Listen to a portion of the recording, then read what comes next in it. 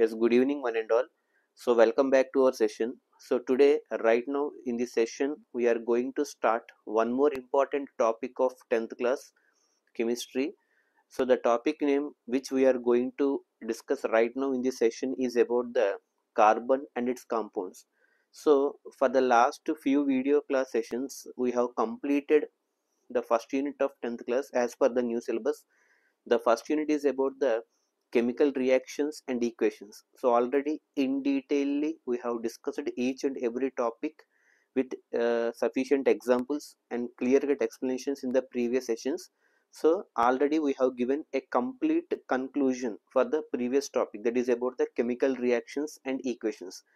Right now today we are going to start another important unit, that is about the carbon and its compounds.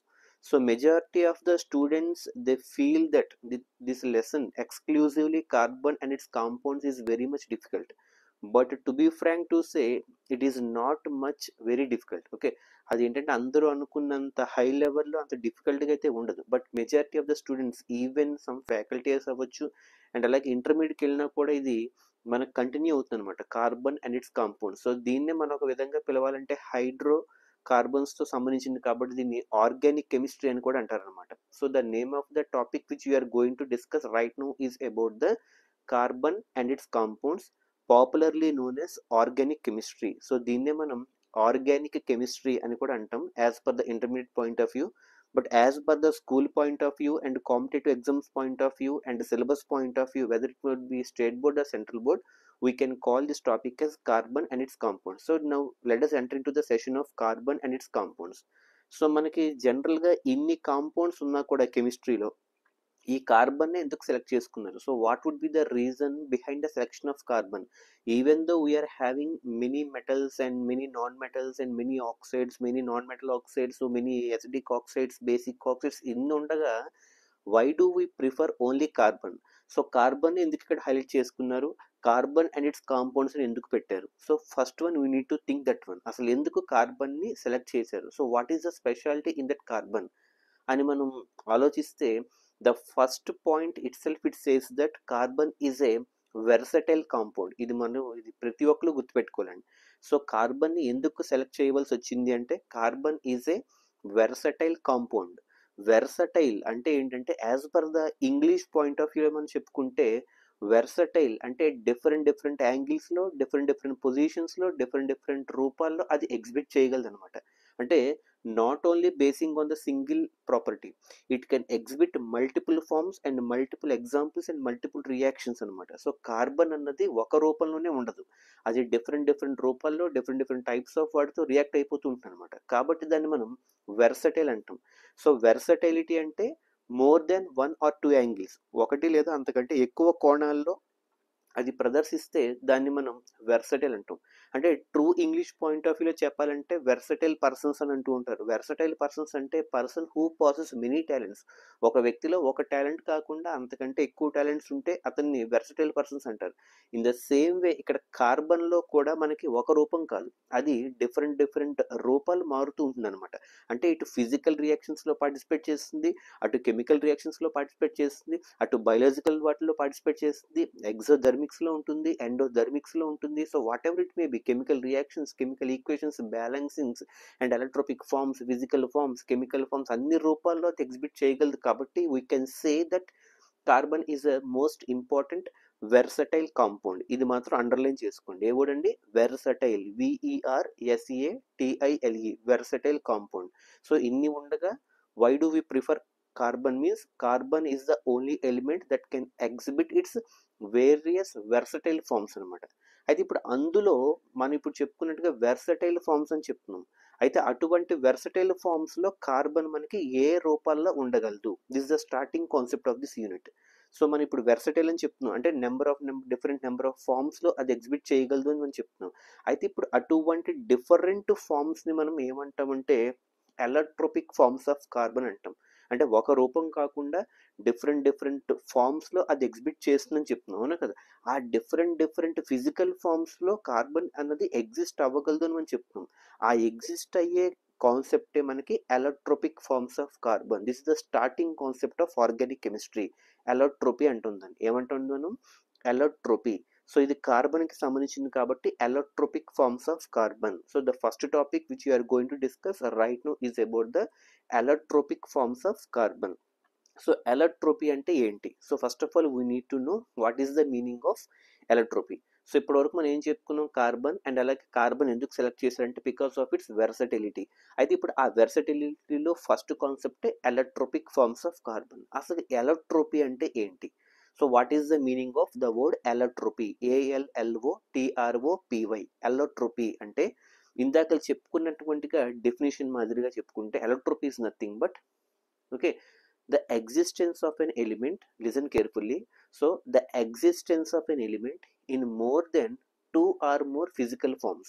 ఒక element రెండు లేదా అంతకంటే ఎక్కువ physical forms లో exist అవ్వగలిగితే, physical forms అంటే ఏంటంటే భౌతిక స్వరూపాలు అనమాట. అంటే ఒక ఎలిమెంట్ ఒక టూ ఫామ్స్ లేదా అంతకంటే ఎక్కువ, అంటే రెండు లేదా రెండు అంతకంటే ఎక్కువ ఫిజికల్ ఫామ్స్ లో కనుక అది ఎగ్జిస్ట్ అయి ఉండగలిగితే దాన్నే మనం allotropic form అని చెప్తాం అనమాట. Allotropy is nothing but the existence of an element, listen carefully the definition, the existence of an element in more than two or more physical forms. Two or more than two physical forms లో ఒక element exist అవ్వగలిగితే దాన్ని మనం allotropic forms అన్నాం. అయితే ఇప్పుడు carbon మనం select చేసుకుందాం, అవునా కదా. So carbon can exhibit allotropy, ఎందుకంటే దానిలో వెర్సటైల్ అనే నేచర్ ఉంది కాబట్టి అది allotropyకి సూటబుల్ అవుతుంది. ఇప్పుడే చెప్పుకున్నాం డెఫినేషన్ పాయింట్ ఆఫ్ వ్యూలో allotropy అంటే ఏం చెప్పుకున్నాం, the existence of an element in two or more physical forms అని చెప్పుకున్నాం. అయితే ఇప్పుడు ఆ టూ లేదా అంతకంటే ఆ రూపాలు ఏంటి? ఇప్పుడు నెక్స్ట్ టాపిక్ ఏంటంటే what are the different allotropic forms of carbon. అసలు ఈ ఎలక్ట్రోపిక్ ఫార్మ్స్ ఆఫ్ కార్బన్ లో ఉన్నటువంటి డిఫరెంట్ రూపాలు ఏంటి? ఇప్పుడే చెప్పుకున్న ఎలక్ట్రోపీ అంటే రెండు లేదా అంతకంటే ఎక్కువ రూపాల్లో, భౌతిక రూపాల్లో ఒక ఎలిమెంట్ అన్నది ఎగ్జిస్ట్ అవ్వగలిగితే దాన్ని ఎలక్ట్రోపీ అన్నాం. Then what are the different allotropic forms of carbon. అయితే ఇప్పుడు అవి ఏంటి? అసలు ఎలక్ట్రోపిక్ ఫార్మ్స్ ఏంటి? ఆ టూ ఆర్ త్రీ ఫార్మ్స్ అని చెప్తున్నాం. అవి ఏంటి అంటే the first one is about diamond. So diamond is the first and best allotropic form of carbon. అందులో first allotropic form diamond, okay. And second allotropic form of carbon is graphite. Graphite, diamond లేదా diamond, ఇంకోటి graphite. And third one వచ్చి C60 అంటాం. అంటే capital C రాసి C కింద డౌన్లో 60 C60 అంటుందండి. ఏమంటాం? C60. అసలు ఏంటి దాని సైంటిఫిక్ నేమ్ ఏంటంటే బక్మిన్స్టర్ ఫులరిన్ అంటుందండి. సో టాపిక్లోకి వెళ్ళాక మనం ఎలాగో ఇన్ డీటెయిల్గా డిస్కస్ చేద్దాం. ఆ C60ని కెమికల్గా మనం బక్మిన్స్టర్ ఫులరిన్ అని పిలుస్తాం అనమాట. అది మనం చూడడానికి ఒక ఫుట్బాల్, సాకర్ బాల్ లా కనబడుతుంది అనమాట. అందులో మనకి పెంటాగోనల్ అండ్ హెక్సాగోనల్ రింగ్స్ అంతా తయారు చేయబడినటువంటి ఒక ఫుట్బాల్, సాకర్ బాల్ రూపంలో కనబడుతుంది. ఏంటంటే C60, దాన్ని బక్మిన్స్టర్ ఫులరిన్ అంటాం. సో టోటల్గా ఇప్పుడు మీకు 3 డిఫరెంట్ ఎలక్ట్రోపిక్ ఫార్మ్స్ చెప్పాను. అందులో ఫస్ట్ది diamond, and second one graphite, లేదా సమ్ టైమ్స్ దాన్ని గ్రాఫీన్ అని కూడా అంటారు అనమాట. So diamond, graphite, C60. So మనకి ఒక్కొక్కసారి ఎగ్జామ్ పాయింట్ ఆఫ్ వ్యూ అడుగుతాడు, so what are the different allotropic forms of carbon. So అప్పుడు మనం ఏం రాయాలంటే the different allotropic forms of carbon are the first one diamond, and second one graphite, and third one C60 buckminsterfullerene. And ఒక్కొక్కసారి మనకి examination point of view 1 mark question అడుగుతాడు, define allotropy లేదా what is allotropy అని అడుగుతాడు. So allotropy is nothing but the existence of an element in two or more than two physical forms is known as allotropy, and the different allotropic forms of carbon are diamond, graphite and C60 బక్మిన్స్టర్ ఫులరిన్. అయితే ఇప్పుడు first రెండు ఏం చెప్పుకున్నాం, C60 అంత important కాదు, దాని యొక్క scientific name అడుగుతాడు అంతే, బక్మిన్స్టర్ ఫులరిన్ అంటాం అంటే కెమికల్గా. అయితే ఇప్పుడు మనం డిస్కస్ చేసుకోవాల్సిన ఏంటంటే ఫస్ట్ రెండు ఉన్నాయి. ఏంటది? డైమండ్ ఒకటి, ఇంకొకటి graphite. Then what are the basic difference అంటే డైమండ్లోనూ కార్బన్ ఉందని చెప్తున్నాం, అలాగే ఇటు గ్రాఫైట్లో కూడా కార్బన్ ఉందని చెప్తున్నాం. మరి రెండింటికి తేడా ఏంటి అంటే ఇక్కడో కార్బన్ అక్కడో కార్బన్ అంటే కాదు, ఒకే కార్బన్ ఇటు రెండు రూపాల్లో యాక్ట్ చేస్తుంది. మరి దాన్నే కదా ఎలక్ట్రోపీ అన్నాం, అవునా కదా. అంటే ద సేమ్ కార్బన్ డైమండ్లో ఎలా ఉంటుంది, అదే సేమ్ కార్బన్ గ్రాఫైట్లో ఎలా ఉంటుంది. So that is the perfect meaning of allotropy. ఇప్పుడు రెండిట్లో అది ఎలా ఉంటుంది, how the carbon is going to exist in both diamond and as well as graphite. So ఇప్పుడు కంపారిజన్ చూసుకుంటే బిట్వీన్ డైమండ్కి గ్రాఫైట్కి కంపారిజన్ కనుక చూసుకుంటే ఫస్ట్ పాయింట్, డైమండ్ అన్నది మనం బేసిక్గా గుర్తుపెట్టుకోవాలి. Diamond is the hardest allotropic form of carbon. అదేంటంటే ఈ రెండు రూపాల్లో డైమండ్ గ్రాఫైట్లతో పోలిస్తే గ్రాఫైట్ కంటే డైమండ్ చాలా hardest and strongest allotropic form. అందుకే మనకు వజ్రాలు చూడండి ఒక్కోసారి గిరిగిపోతూ ఉంటాయి, సరిగ్గా కనుక మనం హ్యాండిల్ చేయకపోతే అది చాలా తగిలినా కూడా గట్టిగా తగలడం, బ్లీడింగ్ అవ్వడం అనేది జరుగుతుంటాయి. అంటే కాబట్టి diamond is the hardest and strongest allotropic form. First point మనం గుర్తుపెట్టుకోవాల్సిన diamond is the hardest and strongest allotropic form. మనకు ఆబ్జెక్టివ్ టైప్ క్వశ్చన్లో అడుగుతాడు, which of the following is the most hardest and strongest allotropic form of carbon? Diamond, graphite, C60 అని అడుగుతాడు. Diamond. So గ్రాఫైట్కి వచ్చేటప్పటికి అది hardest అయితే ఇది సాఫ్టెస్ట్ అనమాట. So just opposite. Okay, diamond is the hardest and strongest part allotropic form of carbon అని చెప్పాం. Where graphite is the softest and lightest form of allotropic form of carbon. So first point అర్థమైంది కదండి, diamond అనేది హార్డ్గా ఉంటుంది, graphite అనేది సాఫ్ట్గా ఉంటుంది.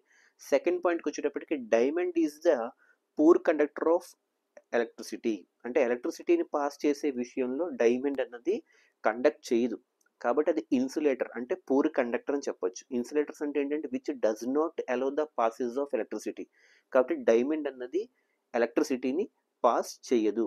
వేరాజ్ graphite is a perfect and good conductor of electricity. మనం గుర్తుపెట్టుకోవాలి, ఎగ్జామినేషన్ పాయింట్ ఆఫ్ ఆబ్జెక్ట్లో అడుగుతాడు, which of the following is the best conductor of allotropic forms of carbon? Graphite. Hardest అయితే డైమండ్, గుడ్ కండక్టర్ అయితే graphite, అలాగే poor conductor అయితే మళ్ళీ diamond అనమాట. డైమండ్ కండక్ట్ చేయదు, diamond is a poor conductor of electricity, whereas graphite is a good conductor of electricity. It means that graphite will allows the passage of electricity, whereas diamond will not allow the passage of electricity. And diamond is the hardest electropic form of carbon, whereas graphite is the softest electropic form of carbon. So third పాయింట్కి వచ్చేటప్పటికి ఈ diamond ఏదైతే ఉందో ఇందులో మనకి కార్బన్కి మధ్య sp3 hybridisation జరుగుతుంది. అసలు ఈ హైబ్రిడైజేషన్ అంటే ఏంటన్నది మనం ఫర్దర్ క్లాసెస్లో చూద్దాం. ఫస్ట్ వినండి. ఓకే, సో ఇప్పుడు మనం చెప్పుకున్నాం డైమండ్లో కార్బన్ ఉంటుంది, గ్రాఫైట్లో కార్బన్ ఉంటుందని చెప్పుకున్నాం. అయితే డైమండ్లో కార్బన్కి మధ్య sp3 హైబ్రిడైజేషన్ జరుగుతుంది. sp3 అంటే ఒక s ఆర్బిటాలు 3 p ఆర్బిటాల్స్ అనమాట. ఓకే, సో ఒక s ఆర్బిటాలు 3 p ఆర్బిటాల్స్ కలిపితే మనం sp3 హైబ్రిడైజేషన్ అంటాం. అంటే కార్బన్కి మధ్య డైమండ్లో sp3 హైబ్రిడైజేషన్ జరుగుతుంది. అలాగే గ్రాఫైట్కి వచ్చేటప్పటికి మరి ఇందులో కూడా కార్బన్ ఉంది కాబట్టి కార్బన్కి sp2 హైబ్రిడైజేషన్ జరుగుతుంది. sp2 అంటే sp2 అంటే ఒక s 2 pలు. అలాగే డైమండ్లో sp3 అంటే ఒక s 3 pలు. సో డైమండ్లోకి వచ్చేటప్పటికి sp3 hybridization is possible in between carbon to carbon, whereas in graphite sp2 hybridization is possible in between carbon to carbon. So ఇవన్నీ కూడా మనకి డిఫరెన్సెస్ అనమాట. అలాగే డైమండ్లోకి వచ్చేటప్పటికి అది ఎక్కడెక్కడ వాడతాం, so what are the various applications of diamond. So diamond మనం ఎక్కువగా ఎక్కడెక్కడ వాడతామంటే జ్యువెలరీస్లోను, గ్లాస్ కటింగ్స్లోను. ఇది చాలా చాలా ఇంపార్టెంట్ బిట్. గ్లాస్ కటింగ్స్లో వాడతాం. అంటే ఇప్పుడు మనం గ్లాసెస్ చూడండి, మనం మ్యానుఫ్యాక్చర్ చేసేటప్పుడు ఆ షేప్కి తగ్గట్టుగా కట్ చేయాలి గ్లాస్ని. సో గ్లాస్ కట్టింగ్స్, జ్యువెలరీస్లో మనం డైమండ్స్ అనేది వాడుతూ ఉంటాం. అలాగే గ్రాఫైట్ వచ్చేటప్పటికి లూబ్రికేషన్స్ కింద, అంటే ఎక్కడైనా సరే మనం ఒక లూబ్రికెంట్ కింద వాడచ్చు అనమాట, అంటే ఒక ఫ్లూయిడ్ కింద. అలాగే ఎక్కడైతే మనం ఎలక్ట్రిసిటీని కండక్ట్ చేద్దాం అనుకుంటున్నామో ఎలక్ట్రోలైసిస్ కానీ ఎలక్ట్రోలైటిక్ ట్యాంక్స్లో కానీ గ్రాఫైట్ రాడ్స్ వాడుతూ ఉంటారు. సో అక్కడ కూడా ఎలక్ట్రిసిటీ పర్పస్గా వాడచ్చు. అండ్ అలాగే ఇందాక చెప్పుకున్నట్టుగా డైమండ్ అయితే గ్లాస్ కటింగ్స్లోను, జ్యువెలరీస్లోను వాడతాం. గ్రాఫైట్కి వచ్చేటప్పటికి లూబ్రికెంట్స్ కింద, ఎలక్ట్రిసిటీ పర్పస్ కింద వాడతాం అనమాట. So these are the basic differences between diamond and graphite, which are the best electropic forms of carbon and along with the C60. ఒకసారి ఓవరాల్గా మనం చూసుకుంటే these are the 3 important allotropic forms. ఈ మూడింటిని కలిపి ఏమంటాం మనం ఎలక్ట్రోపిక్ ఫార్మ్స్ ఆఫ్ ఏ ఎలిమెంట్? కార్బన్. సో కార్బన్ అన్నది ఎలక్ట్రోపీని ఎగ్జిబిట్ చేయగలదు అని చెప్పుకున్నాం. ఎలక్ట్రోపీ అంటే ఏం చెప్పుకున్నాం? The existence of an element in 2 or more physical ఫార్మ్స్లో ఉంటుంది కాబట్టి దాన్ని ఎలక్ట్రోపీ అన్నాం. సో ఆ 2 or more ఫార్మ్స్ ఏంటి అంటే డైమండ్, గ్రాఫైట్, C60ని మనం బక్మిన్స్టర్ ఫులరిన్ అని అంటాం అనమాట. సో ఆ పక్కన పెడితే ఇప్పుడు diamond, graphite we have discussed the comparison in between diamond and graphite. So diamond is the hardest and strongest allotropic form of carbon, whereas graphite is the softest electropic form of carbon, and diamond is mainly first and best electropic form, which is used for the jewelry and glass cuttings, whereas graphite is used for the lubrications and for electrical purposes. And diamond, each carbon atom undergoes sp3 hybridization, and graphite each carbon atom undergoes sp2 hybridization. So కార్బన్లో మనకి sp2 అయితే graphite, sp3 అయితే diamond అని. So ఈ విధంగా మనకి difference. Last పాయింట్కి వచ్చేటప్పటికి diamond is the poor conductor of electricity, whereas graphite is the good conductor of electricity. So ఇవన్నిటిని కలిపి మనం ఎలక్ట్రోపిక్ ఫార్మ్స్ ఆఫ్ కార్బన్ అని అంటాం అనమాట. సో ఫస్ట్ కాన్సెప్ట్ ఇక్కడతో అయిపోయిందండి. ఏంటంటే allotropy and various allotropic forms. అంటే ఇప్పుడు వరకు మీరు అబ్జర్వ్ చేస్తే చాలా క్వశ్చన్స్ కవర్ అయిపోయి. డిఫైన్ ఎలక్ట్రోపీ అని అడుగుతాడు ఫస్ట్ క్వశ్చన్.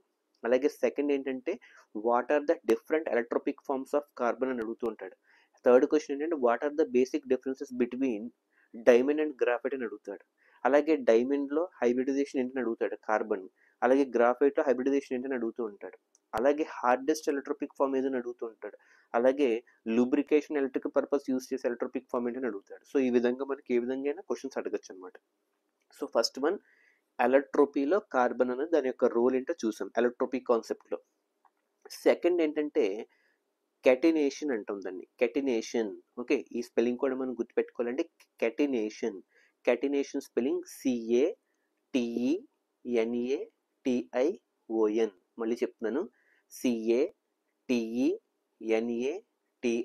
CATENATION, కెటినేషన్ అని అంటాం. So what is the meaning of the word catenation? ఇది కూడా మనకి ఎగ్జామినేషన్ పాయింట్ ఆఫ్ లో అడుగుతాడు. సో కెటినేషన్ అంటే ఏంటి? సో ఈ వీడియో కొంచెం లెందీగా ఉంటుంది, ఎందుకంటే మనకి ఇంపార్టెంట్ కాన్సెప్ట్ కాబట్టి కొంచెం స్లోగా చెప్పుకుంటూ వెళ్తున్నాం. ఓకే, సో బోర్డు వర్క్ వచ్చేటప్పటికి నేను ఇన్ డీటెయిల్గా ప్రతి టాపిక్ నేను మళ్ళీ ఎక్స్ప్లెయిన్ చేయడం జరుగుతుంది. But is an introduction, very ఈ బేసిక్స్ మనం కరెక్ట్గా అందితే మనం నెక్స్ట్ క్లాసెస్ అనేది ఈజీగా అర్థమవుతాయి. So right now we are going to discuss about the catenation. ఫస్ట్ది ఏంటంటే ఎలక్ట్రోపిక్, కంప్లీట్గా అర్థమైంది అనుకుంటున్నాను. సో సెకండ్ వచ్చేటప్పటికి catenation. What is the meaning of the word catenation? అసలు కెటినేషన్ అంటే ఏంటి అంటే it is also one of the versatile nature of the carbon. Carbon మళ్ళీ ఇది కూడా ప్రదర్శిస్తుంది అనమాట. ఎలక్ట్రోపీతో పాటు కెటినేషన్ కూడా ప్రొవైడ్ చేస్తుంది, అంటే ఎగ్జిబిట్ చేస్తుంది. అసలు కెటినేషన్ అంటే ఏంటంటే the self linkage property. Self linkage అంటే ఏంటంటే సెల్ఫ్ అంటే తనకు తానుగా, అంటే carbon with another carbon atom, అంటే దాన్ని మనం సెల్ఫ్ లింకేజ్ అంటాం. అంటే తనంతట దాంతోనే లింక్ ఏర్పరచుకుంటుంది అనమాట. సెల్ఫ్ లింకేజ్ ప్రాపర్టీ అంటాం దాన్ని. ఏమంటాం? Self linkage property between carbon to carbon. Okay, అదే దాన్నే మనం కెటినేషన్ అంటాం. Very simple. సో కార్బన్ అన్నది మరొక కార్బన్తో సెల్ఫ్గా లింక్ అవ్వాలన్నమాట. ఆ self linkage property in between the carbon to carbon atom is known as catenation. అయితే ఇప్పుడు ఆ కార్బన్ మరొక కార్బన్ ఆటంతో, లేదా కార్బన్ దాని కింద ఉన్నటువంటి కార్బన్ ఆటంతో, లేదా కార్బన్ దాని పైన ఉన్నటువంటి కార్బన్ ఆటం, అలాగే కార్బన్ దాని వెనక ఉన్నటువంటి కార్బన్ ఆటం, అంటే ఎటు చూసినా దానికి దాని సెల్ఫ్ లింకేజ్ అవ్వాలి. ఆ లింకేజ్ అవ్వాలంటే మనకి ఏదో ఒక రూపం ఉండాలి. ఇద్దరు ఒక బ్రాంచ్ రూపంలో కానీ, చైన్ రూపంలో కానీ, లూప్స్ రూపంలో కానీ తనంతట తాను సెల్ఫ్ లింకేజ్ కనుక చేసుకోగలిగితే దాన్ని మనం కెటినేషన్ అని అంటాం అనమాట. So this is the 100% definition. అంటే the self linkage property of an element in the form of branches or loops or chains. ఈ మూడు వర్డ్స్ గుర్తుపెట్టుకోవాలి. బ్రాంచ్ రూపంలో అయినా కనెక్ట్ అయి ఉండాలి, అంటే carbon to carbon, carbon to carbon, carbon అంటే పైన కింద లెఫ్ట్ రైట్ క్రాస్ ఏ డైమెన్షన్లో అయినా. సో కార్బన్ మరొక కార్బన్తో ఎయిదర్ బ్రాంచ్ రూపంలో అయినా కనెక్ట్ అయి ఉండాలి, లూప్ రూపంలో అయినా కనెక్ట్ అయి ఉండాలి, లేదా చైన్ రూపంలో అయినా కనెక్ట్ అయి ఉండాలి. సో దానంతట దాని అలా సెల్ఫ్ లింకేజ్ కనుక చేసుకోగలిగితే దాన్నే కెటినేషన్ అని అంటాం. సో ఫైనల్గా డెఫినేషన్ చెప్పాలంటే డిఫైన్ కెటినేషన్ అంటే the self linkage property of an element in the process of లేదా in terms of branches or loops or chains. So finally చెప్పాలంటే once again I'm saying listen carefully. Catenation is defined as the self linkage property of an element in terms of branches or loops or chains is known as catenation. So ఇక్కడతో కెటినేషన్ కూడా అయిపోయింది. So first ఎలక్ట్రోపీ అయింది, సెకండ్ది కెటినేషన్ అయింది, and third ఈ వీడియోకి ఇది last topic. So third ఏంటంటే ఐజోమెరిజం అంటామన్నమాట. ఏమంటుందని? ఐజోమెరిజం, ఐజోమెరిజం, MERISM, ఐజోమెరిజం. సో అసలు ఐజోమెరిజం అంటే ఏంటి? సో ఫస్ట్ది ఏంటంటే ఎలక్ట్రోపిక్ కంప్లీట్గా అయిపోయింది. సెకండ్ది కెటినేషన్, అది కూడా ఇప్పుడు రీసెంట్గా అయిపోయింది. And third versatile nature of carbon is isomerism. ఫస్ట్ది ఏంటంటే allotropy, second the catenation, and థర్డ్కి వచ్చేటప్పటికి isomerism. So what is the meaning of isomerism? సో ఐజోమెరిజంలో కూడా మనం కార్బన్ని చూస్తాం, ఎలక్ట్రోపీలో చూసాం, కెటినేషన్లో చూసాం. మరి ఐజోమెరిజం అంటే ఏంటి అంటే, ఏ కాంపౌండ్కి అయితే సేమ్ మాలిక్యులర్ ఫార్ములా ఉంటుందో, listen carefully, the compounds which are having same molecular formula, అంటే మాలిక్యూల్స్ ప్రకారంగా సేమ్ మాలిక్యులర్ ఫార్ములా ఉంటుంది, బట్ దానికి డిఫరెంట్ కెమికల్ ప్రాపర్టీస్ మారిపోతూ ఉంటాయి అనమాట. అంటే ప్రాపర్టీస్ మారిపోతూ ఉంటాయి, మాలిక్యులర్ ఫార్ములా మాత్రం ఒకలాగే ఉంటుంది అనమాట. ఫర్ ఎగ్జాంపుల్ ఎథనాల్, అంటే మనం ఆల్కహాల్ అంటాం, దాన్ని ఆల్కహాల్ లేదా ఎథనాల్ అంటాం. సో దాని యొక్క ఫార్ములా జనరల్గా వచ్చేటప్పటికి C2H5OH. సో జాగ్రత్తగా వినండి, C2 అంటే 2 కార్బన్లు, ఓకే, C2H5 5 హైడ్రోజన్లు, ఒక OH గ్రూప్, ఓకే, అంటే హైడ్రాక్సిల్ గ్రూప్ అనమాట. So C2H5OH.